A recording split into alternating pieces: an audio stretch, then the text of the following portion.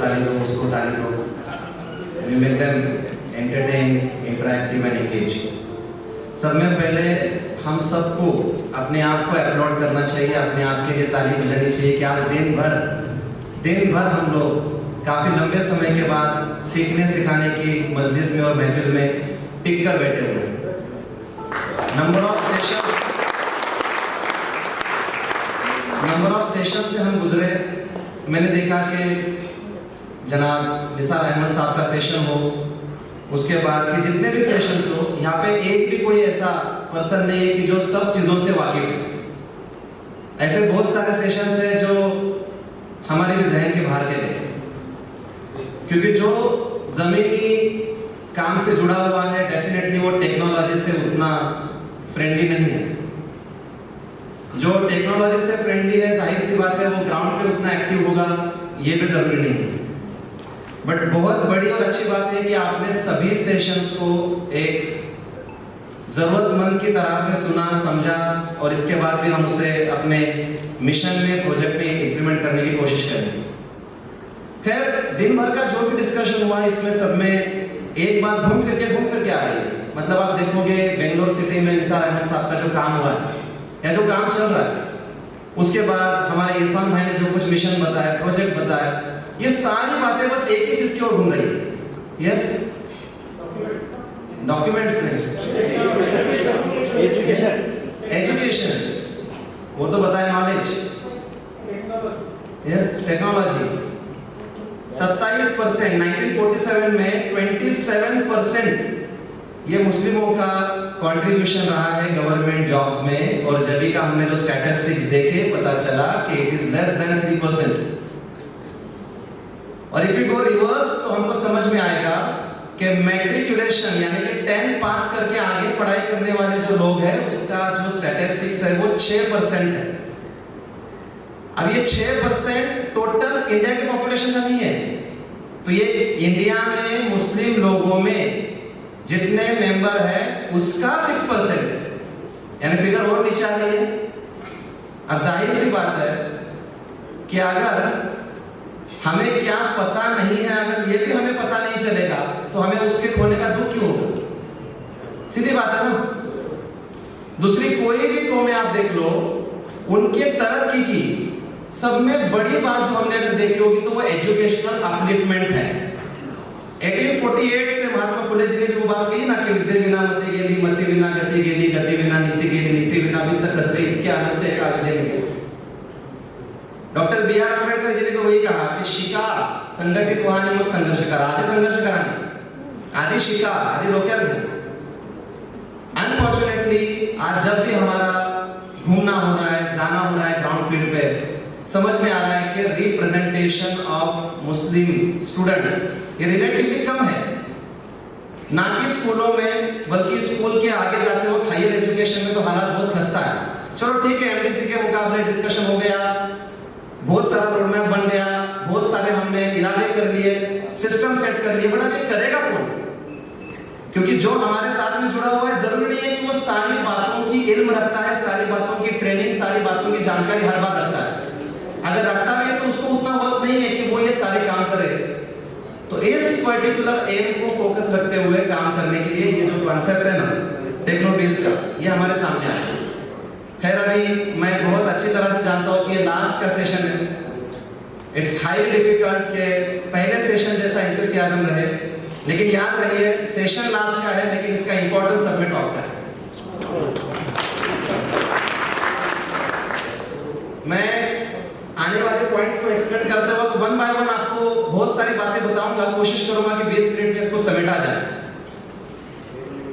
तबीयत खराब हो रही है, कोरोना का पैंडेमिक चल रहा है, हम लोग डॉक्टर को अप्रोच कर रहे हैं, लीगल एडवाइस की जरूरत है. We are approaching to lawyers, engineers, architects for an number of reasons. Are we approaching to educational counsellors and are we setting educational goals with respect to our family? सब में पहले चलो हमसे शुरुआत कर लेते हैं. अगर हम लोग बस आसपास से बात करेंगे, बस अपने आजू बाजू वाले से, उनको पूछेंगे कि हमारे एजुकेशनल गोल्स क्या है, हमारे फाइनेंशियल गोल्स है, हमें 2 दिन में, 3 दिन में या 3-4 सालों में, 10 साल में फलाना चीज हासिल करनी है. What about education? और एजुकेशन के बाद अगला एम क्या है कि उससे क्या हासिल करना है। मतलब बहुत अच्छी बात डॉक्टर बी.आर. आंबेडकर जी ने कही थी की त्या शिक्षणाला आजच्या काळात कुठलीही किंमत नाही ज्या शिक्षणामध्ये 2 वेळेच्या भाकरीची सोय करण्याची पण किंमत नसेल किंवा ऐपत नसेल. And we really thinking in this aspect, ठीक है बच्चे सीख रहे हैं, पढ़ रहे हैं, आगे क्या? तो हम ये चाहते हैं कि इस टेक्नोलॉजी के जरिए से ऐसे कुछ प्रोजेक्ट, ऐसे कुछ प्लान हम लोग वर्क करें कि जिसके जरिए से काउंसलिंग का सेगमेंट आम हो जाए, एजुकेशनल अवेयरनेस लोगों में आम हो जाए और इसके जरिए से जो हमारी अपलिफ्टमेंट है, जिसका सब में बड़ी वजह बेइल्मी है, नाइल्मी है, लैक ऑफ एजुकेशन. परसों एक केस देखिए हमने, वो एक बच्चे की माँ गांव की सरपंच है और डैडी काफी अच्छे फाइनेंशियली काफी वेल सेटल है. कहा कि बच्चे ने सो कॉमर्स साइड ली. मैंने कहा क्यों? बोले उसको एमबीए करना है. उन्होंने एमबीए करना है तो कॉमर्स क्यों लिया? नहीं उसको भी वो फिजिकल के लिए ज्यादा टाइम मिलेगा. यानी बेसिक बातें हमारे लोगों में आज आम नहीं है और उसकी वजह से एक बार ये पटरी चली गई तो time has no reversal. So we personally believe, हमारा ये पर्टिकुलर मानना है कि एजुकेशनल काउंसलिंग जो है, आप ये देख सकते हैं स्क्रीन पे कि हमारा जो सेकेंडरी लेवल है, राइट फ्रॉम सेकेंडरी लेवल, वहां से अगर आप इसको आम करेंगे, वहां से उसको गाइडेंस बोलेंगे, काउंसलिंग बोलेंगे या उसको एक पेरेंटिंग बोलेंगे, जो भी बात है अगर हम उसको सेकेंडरी लेवल से आम करेंगे तो वो सेकेंडरी बात जाएगी हायर सेकेंडरी में. हायर सेकेंडरी का सेगमेंट जाएगा degree, diploma, PG and research. सुबह की एक बात चल रही थी, जनाब एक्स आईपीएस साहब ने कहे कि कम से कम 12वीं सीखना जरूरी है. मैं तो ये कहता हूँ कि आज के तारीख में एजुकेशन की डेफिनेशन ये केजी टू पीजी हो गई. केजी टू पीजी, क्योंकि बात ऐसी भी एक है कि आज अक्सर ऐसा देखा गया है कि जो बंदा ग्रेजुएट है, मैं कॉमन की बात नहीं कर रहा हूँ, उसमें से बहुत सारे लोगों में क्या ग्रेजुएशन लेवल के स्किल्स है? बहुत सवाल है. तो फिर कैसे हम मुतमईन रह सकते हैं कि बस 12th तक या ग्रेजुएशन? और इसके अंदर एक जो पॉइंट है कि आज का जमाना जो है ना, ये कॉम्पिटिटिव का जमाना है, कॉम्पिटिटिव नेचर का जमाना है. हम लोग देख लेते हैं कि बच्चे 12th पास कर लेते हैं, हम उनको बोलते हैं कि आपको करना क्या है, बोलते हैं कि डॉक्टर बनना है. तो आप क्या करोगे? बोले वो 12th पे जो मार्क्स मिलेंगे ना उसके ऊपर हम तय करेंगे. मैंने कहा ठीक है, आपको कितने मार्क्स चाहिए 12th के ऊपर डॉक्टर बनने के लिए? वो कहता है कम से कम 95 तो चाहिए, 90 तो चाहिए. तो हम लोग से कहते नहीं, आपको 50 मार्क ही चाहिए. अगर आप कास्ट कैटेगरी में तो आपको 40 मार्क ही चाहिए. फिर हम कहते हैं ठीक है, आपको क्या एग्जाम करनी है? हम फिर उसके सामने लाइन लगाते हैं कि आपको अगर मेडिकल करना है तो नीट करनी है, सीईटी करनी है, जेडबलई करनी है, आईआईटी करनी है, केवीपीआई करना है, बिट्स करना है, सीपीटी करना है. इन बच्चों के फुल फॉर्म भी अक्सर बच्चों को वक्ती तौर पे मालूम नहीं होते. हमारी जो एक रेस लगी हुई है बच्चों की, वो सिर्फ कागज की सर्टिफिकेट लेने की लगी हुई है. What about skills? वक्ती तौर पे अगर इसका इलाज नहीं हुआ, अगर इसको हमने आम नहीं किया, तो जाहिर सी बात है कि इसके अंदर बदलाव कैसे आए? चलो अभी मान लो कि उन्होंने बताया 6% 10th के बाद है, 3% ग्रेजुएशन है. What about employment ratio? What about employment ratio? जितने सीखे हुए लोग हैं उसमें से एम्प्लॉयड कितने हैं? ये रेशियो डिक्लाइन क्यों हो रहा है? The reason is very simple. We are nowhere focusing on developing skills on the right time. We are nowhere approaching to the government institution through entrances. We are nowhere preparing for it. Why? क्योंकि हमको मालूम ही नहीं है. मैंने वही कहा, जो मालूम ही नहीं है वो खोलेगा दुख भी क्यों होगा? तो सब में पहले वो मालूम नहीं है, वो आम करने के लिए हमने टेक्नोलॉजीज के लिए ये जो मिशन का वर्कआउट किया, उसके अंदर आप देख सकते हैं कि चलो खैर ये तो बात जो है डॉक्यूमेंट कलेक्शन की एमडीसी में काफी कवर हो गई. I will not take much of time on this के वैलिडिटी सर्टिफिकेट करने हैं, कास्ट सर्टिफिकेट करना है, डोमिसाइल करना है, नेशनलिटी करना है. ये तो बात काफी आम हो गई. ये बात काफी आज के तारीख में, अभी तो सीजन चल रहा है. सीजन ऐसा है कि मराठी में वो कहावत है कि बहुत सारे लोग जो है ना युद्धात जिंकतात आणि तहात हारतात. म्हणजे काय कि वो लोग अक्सर मेहनत करके पढ़ाई तो बहुत कर लेते हैं, एग्जाम्स में मार्क भी अच्छे ला लेते हैं, बट जब आती है एडमिशन लेने की बात, specially for the technical courses, अब हम ये technical, science, medical, engineering, research, degree, architect या फिर ये सब प्रोफेशनल कोर्स की बात क्यों कर रहे हैं? क्योंकि एजुकेशन की पहली रिक्वायरमेंट है कि हमें अपने रोजी रोटी की इंतजाम करनी है. और आज का जमाना ही साइंस एंड टेक्नोलॉजी का है, so we should think about it. Definitely उसमें कुछ गलत बात नहीं है, बुरी बात नहीं है. अब हालत यह आती है कि जब बच्चा 12th कर लेता है या 10th कर लेता है, जब उसे कोर्स के लिए आगे बढ़ना होता है, तो माँ बाप की आज टेंडेंसी है, जैसे होता है ना एक शादियों में कि एक ऐसा एक प्रचलित बात है कि लड़कियों की शादी करनी तो बाप की तैयारी होती है देने की, और लेने वाला नहीं रहेगा तो बाप की तैयारी है देने की। तो वैसे हमारे हायर एजुकेशन में एक ट्रेंड है कि एजुकेशन के लिए तो पैसा खर्च करना ही है, पैसा देना ही है। फलानी शख्स हमें मिले पिछले हफ्ते में और कहा कि स्वयं इंस्टीट्यूट में एडमिशन हुआ है पूना में।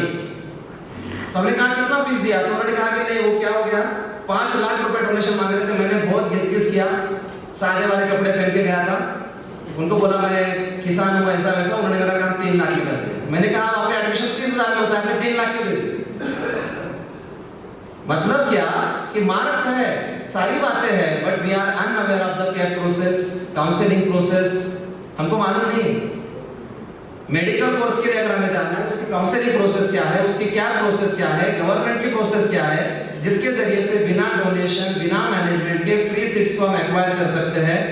बहुत सारी ऐसी टेक्निकल चीजें हैं कि जहाँ पे हम लोग कहीं ना कहीं अपने बच्चों को, जो हमारी मेन मसला क्या है पैसे की, मेन हालत क्या है पैसे की, poverty is the biggest threat for us. But ऐसी बहुत सारी जगह है जहाँ पे इसकी भी जरूरत नहीं है, जहाँ पे पैसे की भी जरूरत नहीं है, सही वक्त में सही प्रिपरेशन करके सही गाइडेंस के जरिए से सही जगह पे जाने की जरूरत है। उसके लिए ये काउंसलिंग जो है, जिसको हम क्या प्रोसेस बोलेंगे, काउंसलिंग प्रोसेस बोलेंगे या मेडिकल काउंसलिंग बोलेंगे, वो हमें आम करने की जरूरत है। खैर ये बात भी काफी कवर हो गया। अब मेरे पास कल एक बच्चा आया जिसके डैडी खुद उर्दू स्कूल के प्रिंसिपल हैं। बच्ची 10th पास हो गई है और उनका कहना यह है कि वो अभी हमारे बच्चे के लिए कौन सा फॉर्म भरना है। ये जो बातें हैं ना कि ये जो लिखी जा रही है, जो बातें बताई जा रही है, यकीन मानिए बेसिक बातों का मीनिंग भी हमारे लोगों को पता नहीं है। We are talking about pre matric, post matric, वो क्या है, वो क्या होता है, उसके डेट्स क्या है, उसका स्लैब क्या है, उसकी एलिजिबिलिटी क्या है। अभी जाहिर सी बात है कि एमडीसी में इसका फीलिंग होगा, एमडीसी के सेंटर पे लोग आएंगे, लेकिन हम उन तक कब जाएंगे? डेटाबेस करके हम सर्वे तो कर लेंगे, but when we will reach the community, हम इसको आम कब करेंगे? तो ये जो काउंसलिंग है, इसके अंदर आप देख सकते हो 2-4 नई बातें हमने कल सर्च की है। बेगम हजरत महल तक तो बात हो रही थी, स्वामी विवेकानंद के नाम से भी माइनॉरिटीज के लिए स्कॉलरशिप्स है। और यकीन से बोलिए, मैं खुद मेरा मास्टर्स का एजुकेशन मौलाना आजाद और बाकी के स्कीम पे कर चुका हूँ। मेरे कॉन्टैक्ट में जितने लोगों ने फॉर्म भरा है सबको स्कॉलरशिप मिली, सबको स्कॉलरशिप। यकीन से आपको एक और बात मैं कहता हूँ कि हायर एजुकेशन में अगर आप मेरिट के थ्रू जाते हो हायर एजुकेशन में, तो आपको फी भरने की जरूरत नहीं है। लोगों को होता है कि सर एक्स्ट्रा खर्चे का क्या करेंगे, हॉस्टल का क्या, खाने पीने का क्या, बुक्स का क्या, बाकी के चीजों का क्या, उसके लिए भी स्कॉलरशिप मिलती है। यानी कि हमारा पूरा कोर्स फ्री ऑफ कॉस्ट हो सकता है, बशर्ते कि हमें मालूम होना चाहिए। तो उसकी काउंसलिंग आम करना है कहीं ना कहीं हमारे ये टेक्नोविज मिशन के अंदर है। उसके अलावा आप देख सकते हो अभी टैलेंट सर्च प्रोग्राम, ये बहुत बड़ी बात है कि सुबह को उन्होंने कहा कि मेडिकल और इंजीनियरिंग के अलावा लोग सोचने को तैयार है। लोगों को मालूम ही नहीं है तो सोचेंगे क्या? लोगों को मालूम ही नहीं है तो सोचेंगे क्या? एन नंबर ऑफ जॉब्स हमारे सामने आ रही है, बच्चों के पास कैविटीज है, उनके पास पोटेंशियल है, उनके पास उतनी सारी ताकतें हैं कि जो कन्वर्ट करा के वो बच्चा आईएएस आईपीएस हो सकता है, साइंटिस्ट रिसर्चर हो सकता है, डॉक्टर इंजीनियर हो सकता है, सीए वकील हो सकता है, टीचर हो सकता है। लेकिन हो ऐसा रहा है कि हमारा पास एक पटरी चल रही है, बच्चा बस प्राइमरी से गया तो सेकेंडरी, सेकेंडरी से हायर सेकेंडरी, हायर सेकेंडरी से ग्रेजुएशन। अब आप देखो ये सिलेक्शन कैसे होता है, चाचा मामू दादा नाना क्या बताएगा वो हिसाब से, मार्क्स कितने आएंगे वो हिसाब से, बड़े ने क्या क्या वो हिसाब से। We are nowhere becoming distinctive. NEP जो है अभी जो न्यू एजुकेशन पॉलिसी अभी लॉन्च की है महाराष्ट्र, ये अपने इंडिया ये सेंट्रल गवर्नमेंट, उसके अंदर उन्होंने यही बताया है कि बच्चों के टैलेंट की खोज हमें 3 साल की उम्र से करनी है। उन्होंने जो फर्स्ट सेगमेंट दिया है 5+3+3+4, तो 5 का सेगमेंट क्या है, जब बच्चा 3 साल का रहेगा तब से लेकर तीसरी तक, यानी बच्चा जब 8 साल का हो जाएगा, तो ये 3 साल की उम्र से हमको उसकी खूबियां खोजनी है। अनफॉर्चुनेटली इतने माइक्रो लेवल पे अभी तक काम नहीं हो रहा है। ग्राउंड लेवल पे अगर ये सारा काम होगा, जैसे कि हम बताएंगे कि बच्चों का एक खूबियां क्या है, अपने बच्चों के अंदर यूनिकनेस क्या है, उसकी काउंसलिंग अगर हम वर्क करेंगे तो डेफिनेटली हम बच्चों को बचपन से, जैसे वो चाइना में होता है ना मिलिट्री ट्रेनिंग, ये 70, 80 गोल्ड मेडल एक कंट्री के पास है, क्योंकि उनकी बचपन से ट्रेनिंग है। ये बचपन से ट्रेनिंग कम्युनिटी में हमको आम करनी पड़ेगी। अब हम आगे देखेंगे इसके अंदर कि इसके लिए फिर वो एजुकेशनल इंस्टीट्यूट से डेटा कलेक्ट करना है, डेटा कलेक्ट करके उसको मैपिंग करना है, वो मैपिंग करके फिर उसके ऊपर वर्कआउट करना है, उसके कॉन्फ्रेंसेस, उसके गाइडेंस प्रोग्राम लेना है, ये भी इसके अंदर इंक्लूड है। उसके अलावा हम देखेंगे आज के ये पीपीटी का सब में अहम मुद्दा ये टीचर ट्रेनिंग इंस्टीट्यूट। अब एक प्रोग्राम होता है, सब कहेंगे ट्रेन द ट्रेनर। हम कहते हैं कि हमारे अंदर बच्चे पढ़ नहीं रहे, अभी हमारे अंदर पढ़ाने वाले कितने हैं, ये भी सवाल आता है। मैं पिछले 8 साल से इंस्टीट्यूट चलाता हूँ और तकरीबन 300 से ज़्यादा मैंने इंटरव्यू लिए। 300 में से मैं बताऊंगा 90% से भी ज़्यादा लोग बेसिक स्किल्स भी अपने पर्सनैलिटी में शो नहीं कर पाते। बड़ी बड़ी फाइलें लेकर आते हैं, कंप्यूटर का कोर्स भी हुआ है, कंप्यूटर स्टार्ट कैसे करना है पता नहीं, डिग्री आज के सर्टिफिकेट तो काफ़ी है, खुद का इंट्रोडक्शन देने के वो काबिल नहीं है, बेसिक प्रेजेंटेशन स्किल्स नहीं है, बेसिक एटिकेट्स नहीं है, बेसिक लैंग्वेज पे कमांड नहीं है, वो मास्टर्स हो गया है। अब वो 100 बच्चों के सामने रहकर पढ़ाएगा क्या, वो बताएगा क्या? और हमारे कम्युनिटी के अंदर का ये प्रोपोर्शन रिलेटिवली ज्यादा है। हम जब उसे वजह पूछते तो थोड़ा सा हल्के बोलता है, सर मैं वो मराठी मीडियम से, सर थोड़ा मैं वो गांव में पढ़ा, सर मेरा ऐसा है, सर मेरा वैसा। आपने 5वीं में पहले में एबीसीडी सीखी है। तो कहने की बात यह है कि हमारे कम्युनिटी में आज जो भी बंदे, भले वो इंजीनियरिंग बैकग्राउंड से है, भले वो किसी और बैकग्राउंड से है अपार्ट फ्रॉम प्योर साइंसेस, लेकिन जो एजुकेशन लाइन में अपना करियर करना चाहते हैं या जो ट्रेनिंग लाइन में आना चाहते हैं, उनके बेसिक स्किल्स को डेवलप करना, ये हमारे टेक्नोविज का एक बहुत बड़ा एजेंडा है। तो हम चाहते हैं, मैं अपील करता हूँ कि इस क्राउड में जितने भी हमारे नौजवान साथी हैं, वो डेफिनेटली बिना अपना वक्त जाया करे जाकिर साहब से राब्ता करे इस प्रोजेक्ट के बारे में, ट्रेनिंग लेने के बारे में, ट्रेनिंग देने के बारे में। क्योंकि अगर लेने वाले होंगे तो वो कल जाकर देने वाले बनेंगे, और फिर देने वाले बनेंगे तो फिर वो कल जाकर लेने वाले होंगे, यानी ये साइकिल चलता जाए। हमारे पास देने वाला है नहीं कोई, इसलिए लेने वाला कोई नहीं। लेने वाला बोल रहा है कोई दे नहीं रहा, देने वाला बोल रहा है कोई आ नहीं रहा। ये चक्कर ही है, मतलब we are just producing excuses because we are following in the excuses. तो ये टीचर ट्रेनिंग जो प्रोग्राम है, हम लोग इसमें professional teachers, professional lecturers develop कराना चाह रहे हैं। अब इसका मकसद क्या है? तो इनको एम्प्लॉयड करना सिर्फ मकसद नहीं है, बल्कि इनको एम्प्लॉयड करने के बाद वी आर एक्सपेक्टिंग कि आज हमारे जो इदारे हैं, इदारे से एक बात याद आई, बहुत दुख की बात है, सभी के बारे में मैं कमेंट नहीं करूंगा, लेकिन कल एक मैंने मैसेज पढ़ा कि मुसलमानों की अगर अमीरी देखनी है तो शादी वाली में आप देखिए, और गरीबी देखनी है तो मदरसे इदारे देखिए। We are far away from the sense of modernization. We are not yet coming out of extreme orthodoxness. We are nowhere adapting new challenges. We are nowhere accepting new potentials. हमारा जो अप्रोच हो रहा है ये बस जो एक पटरी बनी है ना, बस उसको फॉलो करने का हो रहा है। लोग आ रहे हैं, लोग जा रहे हैं, बच्चे पढ़ रहे जा रहे हैं, बच्चे ने कल क्या किया, वो कहाँ पे है, क्या उनका सक्सेस रेशो था, वो आज जाकर माशरे में क्या बन रहे हैं, ये हमारी सोच नहीं है। तो हम ये चाह रहे हैं कि अगर हमें एजुकेशनल इंस्टीट्यूट को अपलिफ्ट करना है, मुस्लिमों के इदारों को मॉडर्नाइज करना है, तो उसको मॉडर्नाइज करने वाले ट्रेनर भी तो चाहिए। उसी के साथ में स्टैंडर्डाइजेशन इंप्रूवमेंट। मान लो कि आज आपके साथ में जुड़े हुए हम 100 लोग हैं यहाँ पे, हम 100 लोग अगर ट्रेन हो गए तो जाहिर सी बात है किसी एक लीडर के पीछे भागने की कम्युनिटी को जरूरत नहीं। यहाँ से बनने वाला हर एक कार्यकर्ता अगर लीडर बन के जाए तो डेफिनेटली वो आने वाले समय में, मतलब कहते हैं ना कि leader is the one who knows the way, who goes the way and then who shows the way. सब में पहले लीडर की पहली एट्रीब्यूट क्या है कि उसको रास्ता मालूम होना चाहिए। मैं ले रहा हूँ प्रोग्राम कम्युनिकेशन बिल्डिंग पे और मुझे ही पता नहीं है, मैं 10 बार गलतियां कर रहा हूँ, तो what will I produce in the end? माफ कीजिएगा, लेकिन ये सच्चाई है। ऑनलाइन एजुकेशन ने बहुत सारे चीजों को एक्सपोज करके रख दिया, एक्सपोज करके रख दिया। कुछ लोग तो ऐसे कहते हैं कि इससे बेहतर तो हम पढ़ा देते हैं, हमें क्या चल रहा है। तो उनको ये समझना है कि ये ऑनलाइन इससे नहीं चल रहा है, ये पहले से ही चल रहा था, ये बस आपके सामने आया है। तो आप सोचिए कि जो चल रहा है उससे प्रोड्यूस क्या होने वाला है। 8 नसेल तक कोरा देना, सीधी बात। तो हमको ये सोचना है कि हम बस कागज पे डिग्रियां लेने वाले हैं, भाई कागज पे 10 साल का एक्सपीरियंस है, उसको खड़े होने को नहीं आ रहा है, उसको बात नहीं हो रही है, करने वाले ना बने। ये हमारे माशरे में, हमारे घरों में, हमारे कॉन्ट्रैक्ट्स में जितने भी मेंबर्स हैं, वो स्किल्स को लेकर मॉडर्नाइजेशन होगा, एजुकेशनल इंस्टीट्यूट को अपलिफ्टमेंट करना होगा, ये करने वाले बने। इसके लिए ट्रेनिंग देना, इसके लिए प्लेटफॉर्म खड़ा करना, इसके लिए मॉड्यूल बनाना, ये टेक्नोलॉजीज की सब में पहले अहमियत है। अब बहुत अच्छी बात है जो जाकिर साहब ने एक सपना बोलकर देखी है, और वो एक सपना ऐसा है कि आज बात ऐसे आती है कि वो जाहिर से होगा। कभी कभी लोग पूछते हैं कि आप बताइए कौन से अच्छे स्कूल है, कहाँ पे एडमिशन ले, कहाँ पे एडमिशन ले। अब जाहिर सी बात है जिनके स्कूल है वो तो बताएंगे हमारे पास एडमिशन ले, जिनका कुछ नहीं है वो किसी को तो रिकमेंड करेंगे, but what is the ground reality. मैं ग्रेड 10 तक की बात नहीं करूंगा।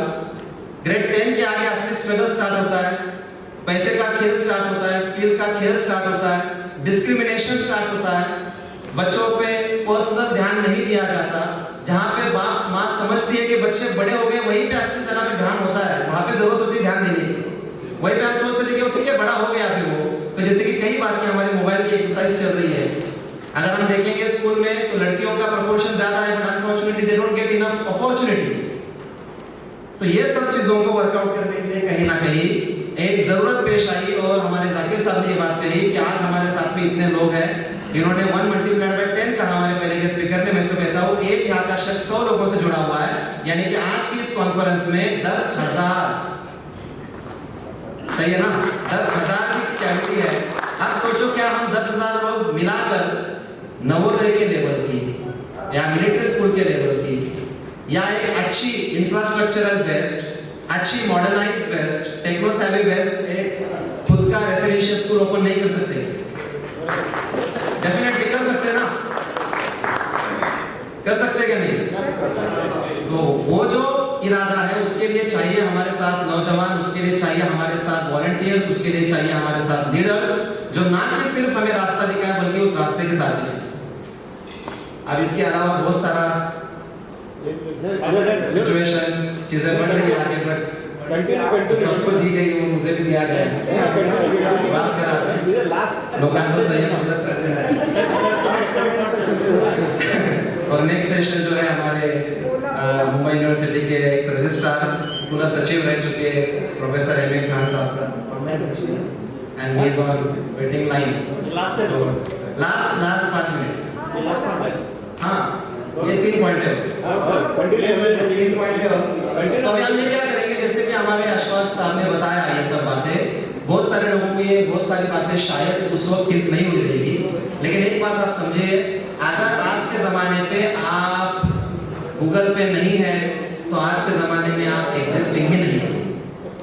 जो बात उन्होंने कही हमारे MMNF को ऑनलाइन प्लेटफॉर्म पे लाने की, सॉफ्टवेयर के माध्यम से एक कॉमन मिनिमम प्लेटफॉर्म के ऊपर एक्सेसिबिलिटी देने की, उसी चीज को हमारे आज कौम के सारे बच्चों को उनका मॉनिटरिंग ऑनलाइन ट्रैकिंग सिस्टम पे होना जरूरी है।